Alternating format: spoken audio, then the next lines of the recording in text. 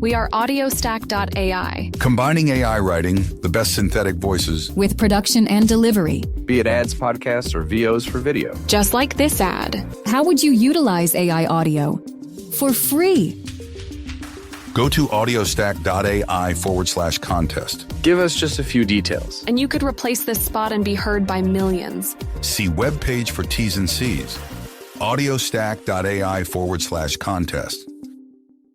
Judy was boring. Hello. Then Judy discovered ChumbaCasino.com. It's my little escape. Now Judy's the life of the party. Oh, baby, mama's bringing home the bacon. Whoa, take it easy, Judy. The Chumba life is for everybody. So go to ChumbaCasino.com and play over 100 casino-style games. Join today and play for free for your chance to redeem some serious prizes.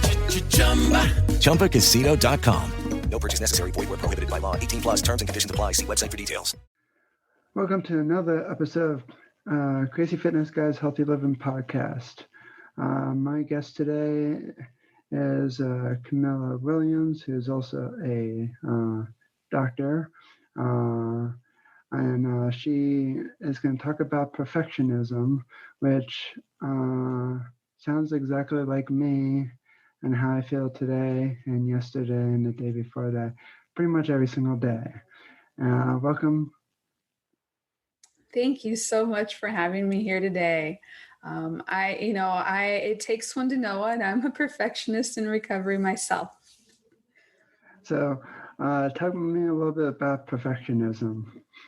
Yeah, so there's a couple different ways to define perfectionism, but what you're looking at it at the root is this idea that if I do things perfectly, if I act or behave and get everything done just right, then I can spare myself the pain and the shame that comes from judgment or criticism or rejection by others. Usually at the core of perfectionism is this belief or this fear of I'm just not good enough. And I think that's where a lot of people I'm not perfectionist, right? Because you look at your life and I'm not good enough. I don't feel like I ever do anything good enough. But it's actually because you feel that way and the things you do to try to control it and handle it leads to those perfectionist behaviors that can sometimes get in the way of us actually moving forward. Oh, that sounds exactly like my day today. Yes. What's been going on for you? Perhaps maybe you should be interviewing me. Holy crap. My perfectionism is I feel like I'm all over the place. I just had to go back through all my blog posts just to I had somebody to help me make a disclaimer for my website for affiliate marketing and everything. And they use a size 12 font. And I read a book of search engine optimization. And they said that every website should at least have 16 size font. And at the time, I didn't know that. But I kind of felt like, why is this person making 12? And it's like, I want a 16. And she's like, no. And it's like, you want 12 because so then people can differentiate. And it's like, people can differentiate if the font is two different fonts and one's bold and one's not bold. Yeah. So I went through all of that and it's like, man, if I only could be just perfect and I didn't have to go through all this trouble. Right. But that's a great example of, I think one of the things that's not all perfectionists, right? There's different flavors of perfectionism, but it does show up that way. Like one of the things that perfectionists will do is we will obsess or ruminate over the little details. And we're spending so much time and energy trying to get all the little details just right. And it's stressing us out. And it's like when we take a step back and we're trying to look at the bigger goal of what we're trying to accomplish, like get these blogs and get this website and get this launched, we're putting all our time and energy into something that's not as, it's not as efficient. It's not really what's going to move us forward in terms of our business, our school, and our goals. So a lot of perfectionists will spin their wheels It's another way to procrastinate. That's another really big thing for perfectionism is we procrastinate a lot.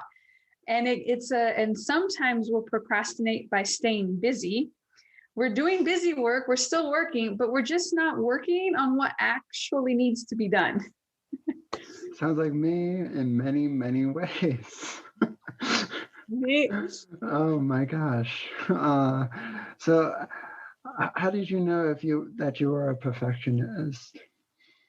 So it wasn't, I did not have like an aha moment. It was just over the course of time and in working with a lot of clients, I started to really pick up on these common themes among people, and kind of recognizing that one of the reasons I worked so well with it is because I really understood it. It's because I went through it myself. And I guess the first time I really got hit over the head with it was when I was in graduate school. So I had been able to keep up my perfectionistic ways throughout college, procrastinating till the last minute, pulling all-nighters to get things done, and things always got done. But when I got to graduate school, that was not working anymore. Procrastinating because I was so afraid, I had to get the term paper just right, and it had to be perfect, and I had to get a good grade, and I would wait till the last minute. And a graduate term paper, you can't do it in an overnighter. You need weeks of. Thanks to our sponsor to make this podcast happen. If you haven't heard about Anchor, it's the easiest way to make podcasts. Let me explain. It's free. There's creation tools that allow you to record and edit your podcast right from your phone or computer. Anchor will distribute your podcast for you so it can be heard on Spotify, Apple Podcasts, and many more. You can make money from your podcast with no minimum listeners. It's everything you need to make a podcast in one place. Download the free Anchor app or go to anchor.fm to get started. Oh, by the way, I forgot to mention, it only takes about 5 to 10 minutes to set up. It's simple, easy, and the best part, it's free. So download the free Anchor app or go to anchor.fm to get started today to just create your own podcast. Research and preparation, and I started falling behind. And that's when it really I had to stop and check myself. I'm like, what is going on here? This is actually starting to create some real consequences for me in the real world, and I needed to change that. Well, I didn't get to that part yet, but good. Hopefully you can catch it sooner, and then you won't have to deal with it. I hope so, because I think in my opinion, and I hope my mom does not overhear this. Crap. She probably might listen to this podcast. I feel like I kind of get my perfectionist from her a little bit, because I feel like, I'm not doing enough. Like today, I felt like I'm not doing enough marketing on my end. I have a bunch of tools that can help automate the process to keep my account afloat, so it's not lost in the shuffle of put me in the bottom of Facebook. But I just feel like, I could be talking more about speaking experience. I could be talking about, I don't know, many other things, and I just feel like I'm doing A, B, C, D, E, F, G well, but I'm not doing all the other stuff well. And I feel like, oh man, I wonder if people are going to think, is he in over his head? Is he just a terrible motivational speaker? Just a terrible person who can't even just make time for everything? All right. Why can't you make time for everything? Right? That's such a 48 hours in my day. Right? With all the 48 hours every day. I wish. But no, you're absolutely right. Most perfectionists, we start to learn these behaviors early on, growing up in our families. And there can be a lot of different reasons why, different root causes. But one of them is we learn it by modeling what we see from our caregivers. So, whether it's a parent, a grandparent, or a teacher, we kind of just grow up absorbing it and learning that that's kind of the expectation. But that, it can be a little bit stressful if we really hold on to that thought of I should be doing more, because there's always something more, right? this isn't good enough. There's always going to be more that you can do. And if you don't know when to stop or where to draw the line, you're going to burn out. And that's something that I see a lot in the people I work with, is they go through these crazy cycles of work, trying to do it all. And then they kind of crash and burn, and they're doing nothing because they just completely burned out, and then they start over. And it's just this constant up and down cycle. So it's learning to kind of when to stop and step back and create a little bit more balance. You basically summed up my whole 2017 to 2018 year of starting Crazy Fitness Guy. 90 plus hours a week. Yeah, 90 plus hours a week. That's a lot. And one of the things that happens too is I'll talk with people and they're like, well, I'm not perfectionist because my home is messy. Like everything there is disorganized. And I'm like, well, you can be perfectionist in certain areas of your life. And because all of your time and energy is going into that one area, the other areas of your life are kind of crumbling in a bit of a mess because you just haven't been giving it enough time and energy. And so, yeah, I'll see this where people put all their time and energy into work, but they don't have any time or energy left for their health. Or they're putting all their time and energy into their health, right? The eating healthy, exercising, all those things, but they're not really investing in their relationships and they're a bit disconnected. So there's a lot of different ways that it can show up. And so I just want to caution that you don't have to be perfectionist in all areas.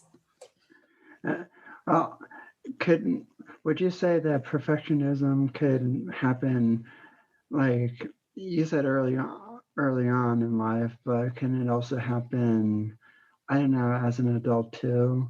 Like I feel like I didn't start feel like I was becoming a perfectionist until, I don't know, maybe the last few years of running Crazy Fitness Guy. I feel like I'm around my parents and I feel like, oh, I had to do this a certain way, I had to do this a certain way, I had to finish this project before I start anything else. Mm-hmm. And I mean, I don't mind like finishing one project, but I mean, it just feels like I see my mom doing all these things and it's like, should I be doing more? Should I be doing this? Should I be doing that? Am I lazy? Yeah, no, it absolutely can show up at any point in your life. There can be certain things that kind of trigger it and bring it on. And so I'll share that, like the two, there's kind of two paths that I see most often, and this isn't the end all be all. Everyone has a unique experience, but most commonly what happens is perfectionism kind of starts to come up when you're trying to prove yourself to someone or something. And so I kind of call this, I'm trying to get accepted. I'm trying to be loved. I'm trying to get recognized and praised. And so it's like, I'm trying to prove myself. If I can do all this and achieve all this and more, like then people will be proud of me and they will praise me and they will accept me. No one will judge me. No one will criticize me. No one will reject me. And so the perfectionism kind of comes up in this space of, I am afraid that if people see me make a mistake or not do things perfectly, they're going to think less of me. And so I'm going to try to do all these things to protect against that.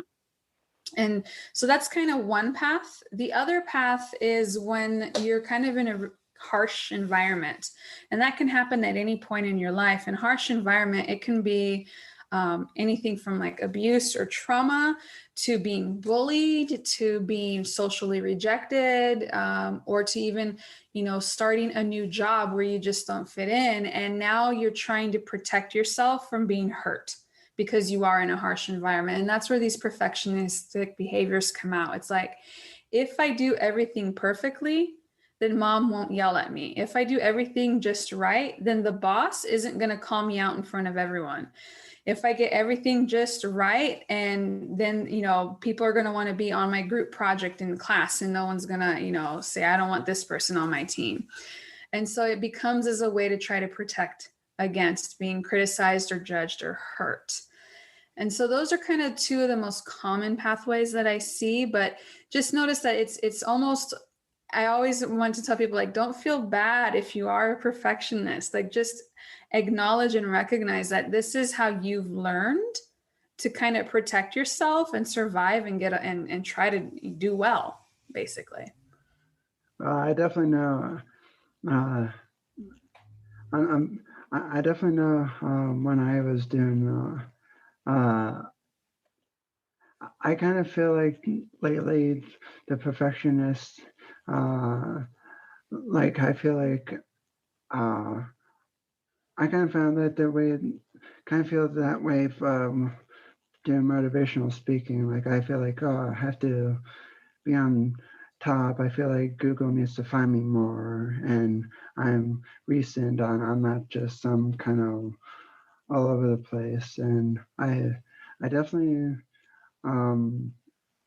yeah, I agree definitely with what you said. And I kind of feel like my perfectionist also comes from maybe just the bullying that I got when I was growing up, where I feel like I didn't fit in. So now I'm trying to figure out, okay, so how can I fit in the motivational speaking world? How can I fit in to make other people feel good? Because sometimes I don't feel like I'm making myself feel good. And so it's like, maybe I can make someone else feel better. Yeah, and that fitting in is such a big part of it. That was my flavor of perfectionism, was the fitting in. Is like, I kind of learned growing up, it's like, oh, when I do something really well, people want to hang out with me and they want to be on my team. This feels good. How do I get more of it? And it just kind of, it can spiral out of control. And like, that's one of the things that I wanted to share. It's like, I get a lot of people saying like, well, what's wrong, right? So what? Like, my perfectionism actually helps me be a go-getter and achieve and do more and more and more because I have that drive. And a lot of people are, able to go get by just fine. But the people who end up working with me, it's because it is leading to some consequences. It's creating some problems. And two of the things that I see as, having the biggest consequences is perfectionists. They tend to give up more easily or not even try.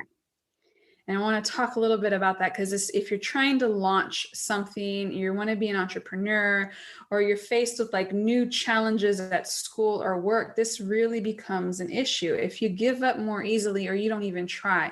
So the giving up easily, I'm trying to do everything perfectly. And I'm spending so much time and energy on all the little details that maybe aren't as important in the bigger picture. I'm overworking myself and I'm burning out because I'm doing too much too soon. And I'm in it for the sprint when really I need to be in it for the marathon. That's where it's more likely to just give up, right? It's that bit of that all or nothing, like, oh, I tried it, didn't work, throw my hands up in the air and give up. And so I'll see this with a lot of perfectionists who will start and stop a lot of projects. They've got a lot of things going on, but not one thing is actually finished and taken through to completion. The other one is just not trying. There's this fear of taking a risk, of putting myself out there, because the brain is like, there are so many ads these days wherever you go. There are ads in movie theaters, on TV, on radio, and on billboards. So why would you want to listen to ads in a podcast? Subscribe to the Crazy Fitness Guy Premium Podcast to get these exclusive benefits. Listen ad-free. Behind-the-scenes access. Access to our free Facebook community. And so much more. Become a premium member for only $5 per month. To learn more about the Crazy Fitness Guy Premium Podcast, go to crazyfitnessguy.com/healthylivingpodcast or click on the Premium Podcast link in the show notes. Now let's get back to the show. like, what if I fail? What if I fall flat on my face and then it's proof? Everyone's going to point and laugh at me and see, I knew you couldn't do it. See, I knew you weren't good enough. See, I knew you weren't cut out for this.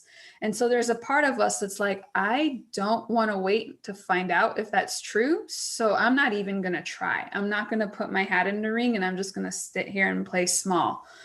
So I just wanted to throw that, like, those are, if you find yourself giving up easily or not taking risks, not trying because you are afraid of failing, you might be a little bit of a perfectionist.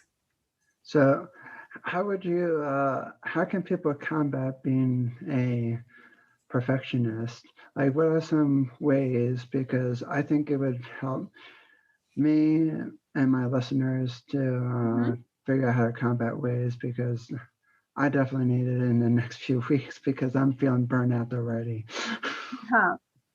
So the first way is I always like to kind of remind people, you need to learn to recognize when you're falling into that all or nothing pattern.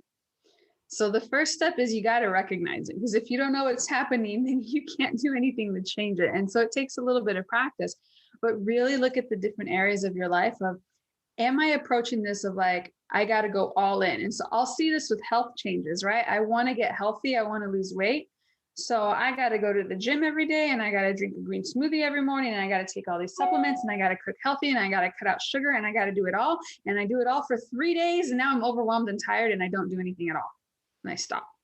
All right. That's that all to nothing, is I'm telling myself I have to do it all just perfectly. And when it becomes too much, kind of fall off the wagon and give up. I'll see this among dieters, like, oh, I cheated, I fell off my diet. Well, the whole day is gone. It's like, that's all or nothing. Just because you had one meal off plan, you don't have to throw out the whole day. You can get back on track. So just notice this all or nothing pattern coming up for you, because then the challenge becomes, what is that middle zone? Right? If you have all or nothing, black and white, what's that? I call it the gray area in between.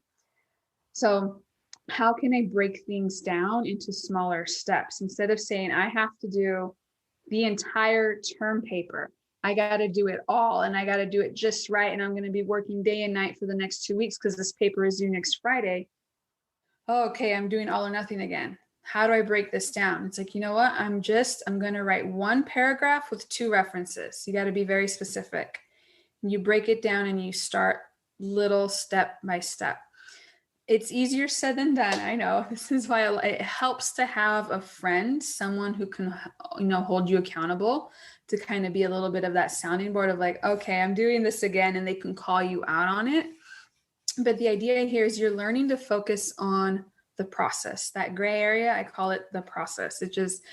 It's not about turning in the term paper and getting the A+.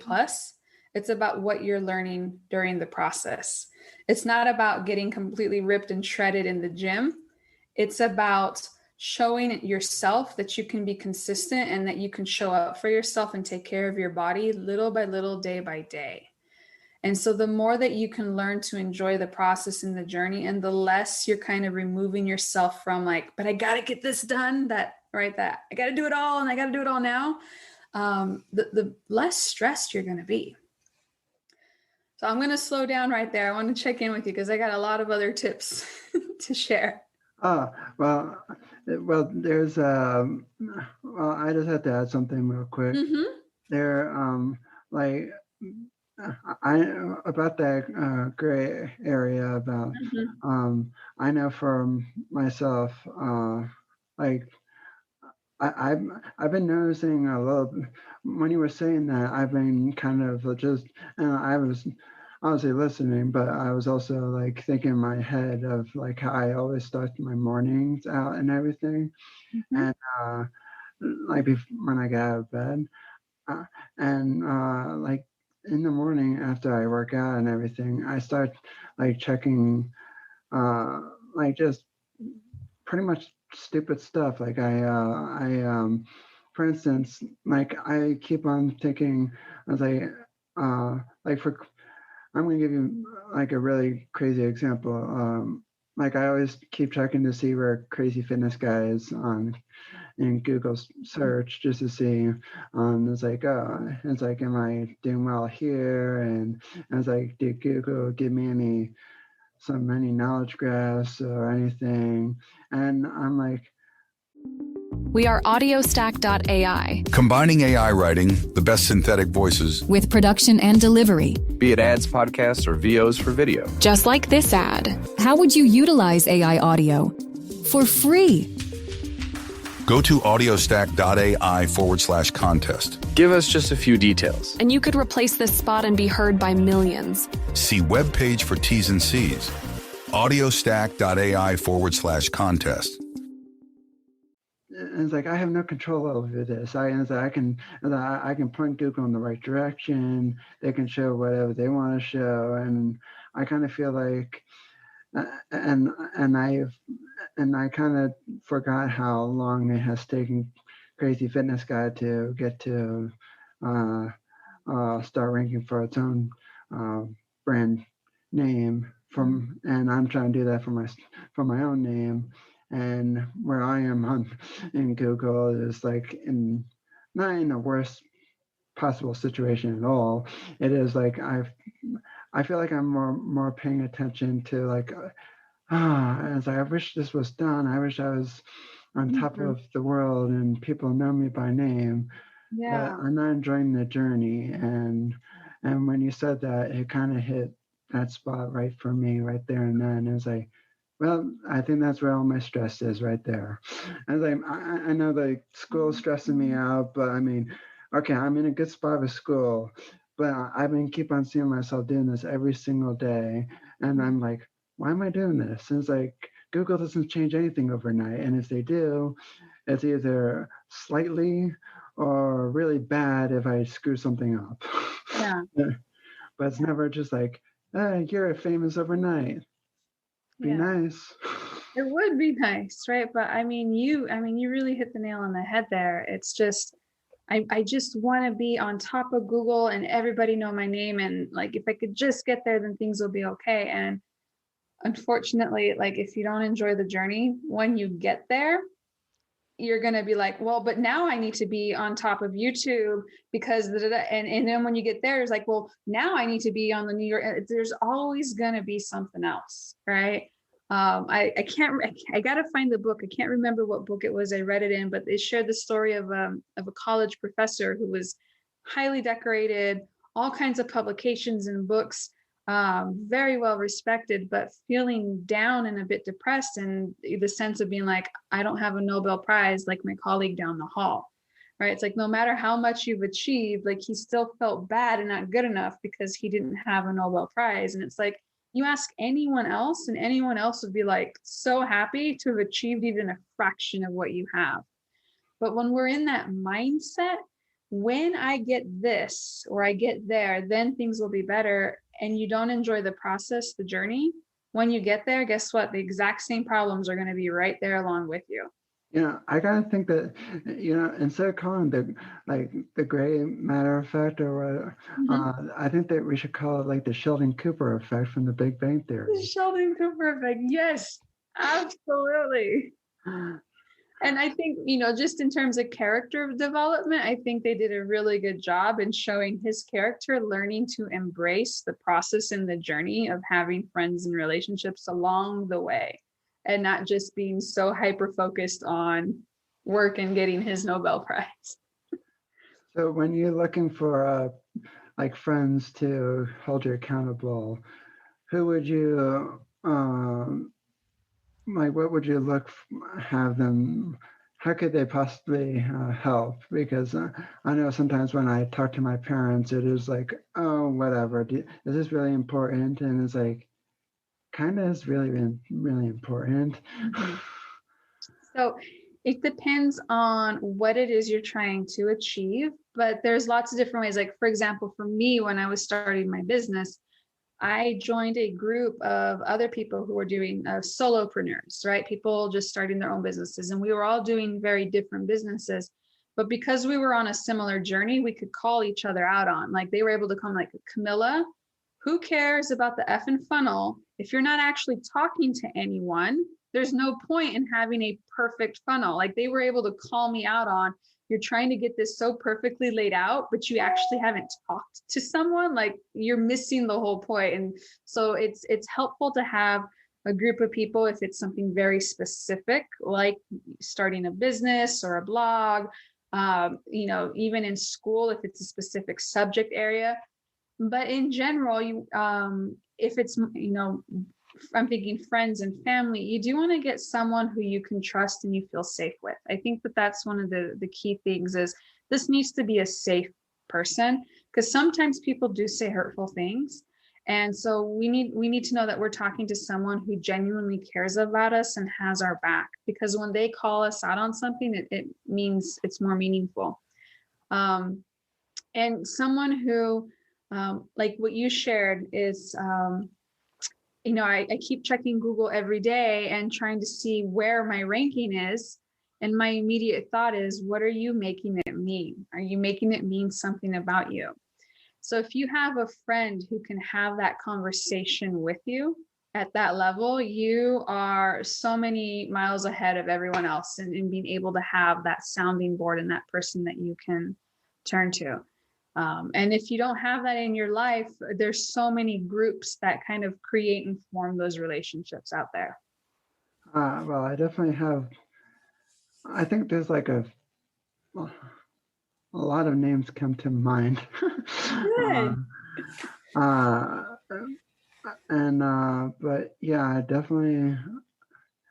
I can't believe I finally hit the nail on the head. Even after writing a lot of stuff in my journal the last few months, I still couldn't put the puzzle piece together. But I was like, the reason I want to get on top of Google is because, like, you see all these celebrities out there. No, I'm not comparing myself to a celebrity by any means, because I'm not obnoxious. I mean, like, that's what we see. Yeah. But I wanted to have my name in the knowledge graph to give myself more authority. I mean, not authority in a bad way, but just like, oh, he's actually a well-known public speaker or motivational speaker. And here's a little bio of myself. And it's like, and I know I can't control any of that, but it just kind of makes me like, it's like only Google gets to show what they want me to show. It's like I can persuade them, but I can't do anything about it. Yeah. And this theme came up a few times. It's that control, right? Like I hear you say, I know I can't control that. And that's what perfectionists, right, that will do. It's like, logically, I know it, but feeling like, but I still want to try. I know I can't control what they think of me, but I still want to try to control what they think of me by doing everything just right and just great and perfectly. And they're going to be like, wow, this is amazing. And that's one of the traps that perfectionists fall into. And so one of the ways that I will conceptualize perfectionism is it's about control. You're trying to control the outcome, right? If I do everything just right, then it's going to be just fine and I don't need to worry. All right. This is why perfectionists have a hard time delegating. It's about controlling how other people see us. If I don't make any mistakes and everything is perfect, then no one's going to judge me or criticize me and they're going to think I'm awesome, right? And it's about controlling my own feelings. If I do everything and I know it's good enough and I'm on it, then I don't have to like be anxious and I don't have to be stressed because I know I'm doing everything. So there's nothing that a perfectionist hates more than not being in control. Not having that control and kind of being in this state of uncertainty. And this is where a lot of people will kind of double down on their perfectionism in other areas when something is out of their control. And that's why, like, one of my other tips that I'll always ask people this question, and you got to learn to ask yourself this question is, what am I making this mean? Right? I keep checking the Google rankings. What am I making it mean about myself? And being really honest with what's the meaning. Because hopefully you'll learn to get to this place where you can accept, like, this is something that's out of my control. I need to focus on what I can control. And that second piece that we've been talking about, I need to learn to enjoy the journey, enjoy the process while I'm at it. And so I was curious, how do you know when you start feeling like you're getting burnt out? Like, I know I'm feeling kind of burnt out, not from this or anything at all, or the podcast interview. It's more like, I don't know, let's say, just because I'm doing so many different tasks, like schoolwork, homework, blogging, I wouldn't say podcasting because I enjoyed that, but the blogging, editing, and writing more papers, fun as heck. Yeah. So that, oh my gosh, I wish I had an easy answer for that, because that's one of the problems that perfectionists struggle with, is not knowing when to stop. right? You keep doing things, you keep revising and learning and preparing and doing more. And even after you did something, you keep thinking over and over about how you could have done it better. You just don't know when to stop. And that process of how do I know that I am starting to burn out? Like this is starting to be too much. So it's a bit of a trial and error where you need to kind of look at your day to day and start to judge, like, when am I starting to experience consequences? So if you're starting to turn in assignments at school late because you put too much on your plate and you don't have time to get to it, if you're starting to flake out on commitments or appointments, if you're not sleeping well, right? Your sleep cycle is completely out of whack. Or maybe you're no longer taking the time to do the cooking and the meal prep or the workout that you used to do regularly. So it's going to be different for everyone. But the idea here is you got to take stock of your day to day and try to figure out trial and errors. Like, so for me, I learned, for example, that when I start going to bed later and later, like that's one of my personal red flags that I'm doing too much. If I'm going to bed after midnight, I know from experience that after about 2 weeks, I'm entering burnout zone where I'm just short and snappy and irritable with everyone around me. So I watch out for that. If my schedule is getting so out of hand that I'm going to bed after midnight, if I keep that up, I'm going to burn out. So I need to kind of slow down and reassess. I had another client. She shared that like her immediate sign was the more she started yelling at her kids. Like that was her sign. Like she's yelling at her kids because she's already so stressed and so tired with everything else she's keeping up with that she has less patience. And so that was her sign. Like my mom. There you go. Right? Who is a little bit of a perfectionist that you learned from. And so the vicious cycle. It is a vicious cycle. And so, but that's the thing is like, you know, how do I know I'm headed towards burnout? It's going to be different for each person, but it requires you to take a look at your day-to-day life and start to pick up on these patterns of when I start to do this behavior, you know, shortly thereafter I burn out. And it takes a bit of that trial and error, but you'll learn very quickly once you start paying attention to what's happening. So how long does it take for one to figure out that they're feeling burnout? Because I had some days where the burnout started around like 5:30ish, 6 o'clock, around 7 o'clock. But sometimes it can also happen later, or it could just happen from just 5 o'clock to 9 o'clock and 10 o'clock. And yeah. Yeah. You know, that's one of the things that I'm so glad you brought this up, because I see this so often, and I know I've done it myself, is as a culture, I am making some assumptions here. I'm sorry if this isn't true for everyone, but I feel like we live in a culture that values work. It values that go, that go-getter, someone who's always moving forward and doing things. And there are so many ads these days wherever you go. There are ads in movie theaters, on TV, on radio, and on billboards. So why would you want to listen to ads in a podcast? Subscribe to the Crazy Fitness Guy Premium Podcast to get these exclusive benefits. Listen ad-free. Behind-the-scenes access. Access to our free Facebook community. And so much more. Become a premium member for only $5 per month. To learn more about the Crazy Fitness Guy Premium Podcast, go to crazyfitnessguy.com/healthylivingpodcast or click on the Premium Podcast link in the show notes. Now let's get back to the show. In valuing always staying busy, we get disconnected. We get disconnected from our bodies, disconnected from our feelings. And so it is possible to kind of go through the whole day, and it's not until the moment you get home and you finally sit down that then you feel that wave crashing over you of stress and exhaustion. It's almost like you've been trying to run ahead of it the whole day by just staying busy enough. But when you finally slow down and you sit down to eat dinner and it's the end of the day, it just hits you like a brick wall, because you weren't paying attention to your body and to your feelings and to your stress throughout the day. You were kind of disconnected. I'm not saying you do this. I'm just saying like this is a pattern that I see quite often. And so the bigger the bigger the disconnect, the more surprising the overwhelm will hit you when it does. And so the part of the process there is actually learning to be more mindful, more present, more connected with the body throughout the day. Oh, that sounds like me. It sounded like me. Yesterday, I was working on. Actually, I wasn't working on anything. I was.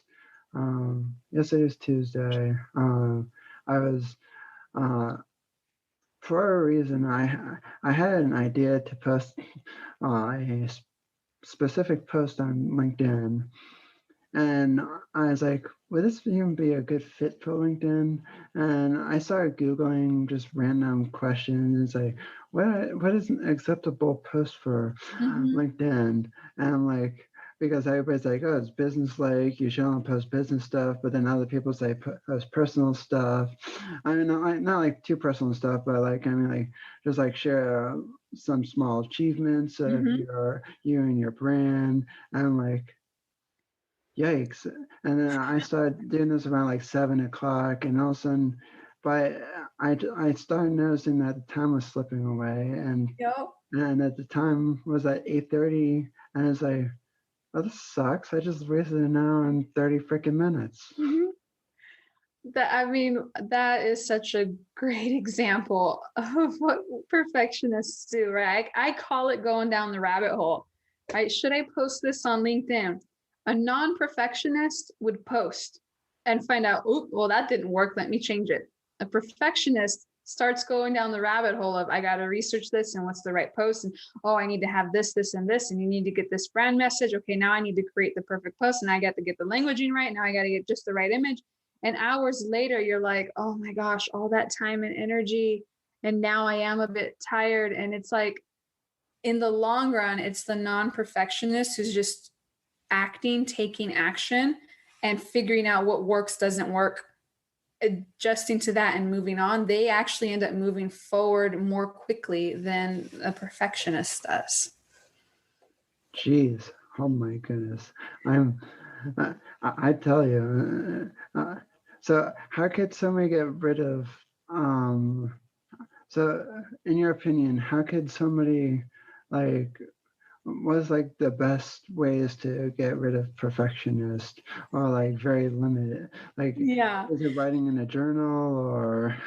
Yeah, it's, a perfectionism is very much an internal experience. It's how our brains, our minds, our thoughts work.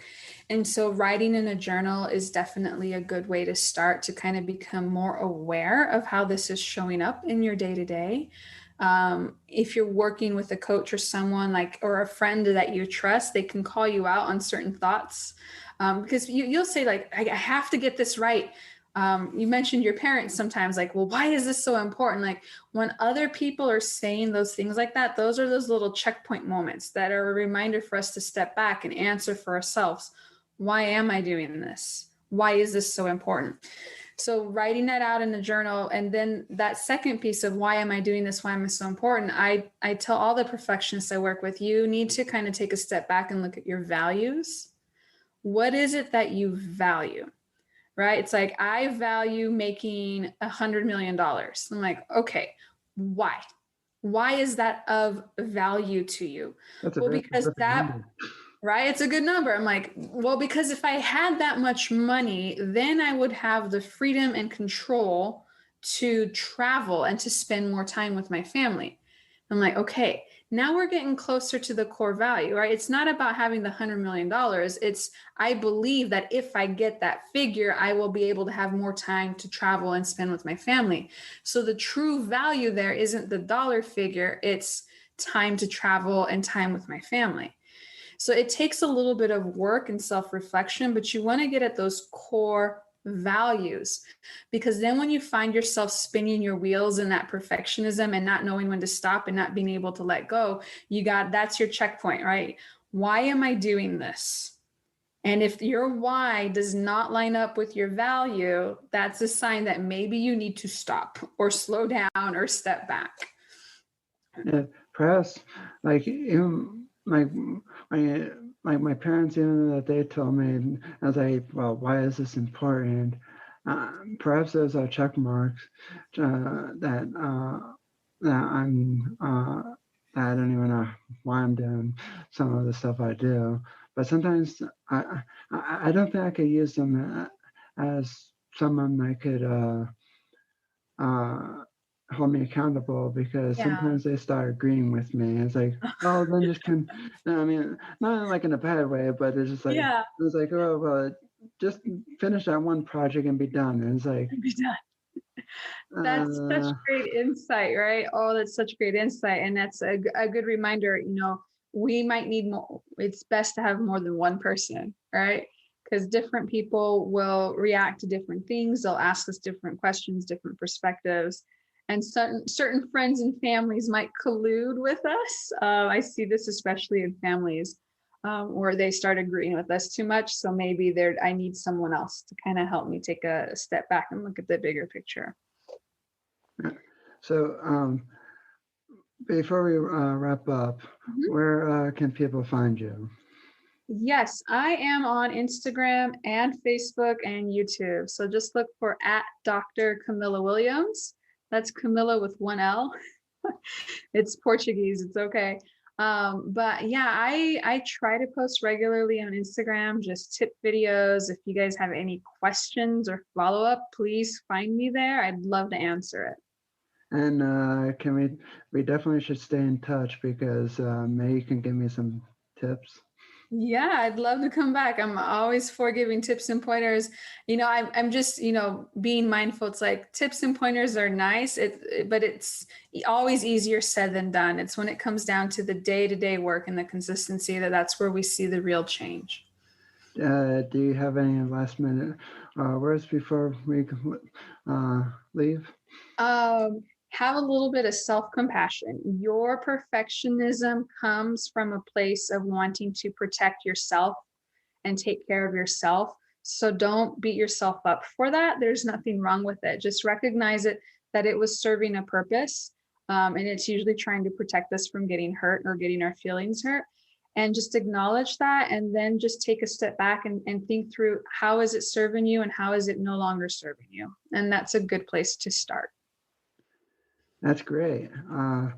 Well, it was nice having you on, and I definitely found this was very, very helpful, and I hope it's very helpful to my listeners, because I definitely feel better, and I definitely would love just to throw my phone out the window tonight, because then I won't stop.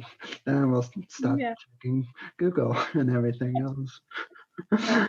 And I probably should throw out my Google Home Mini, because I can just ask her questions too. Yeah. Note to self: lose the technology. Oh crap! I should have thought this sooner.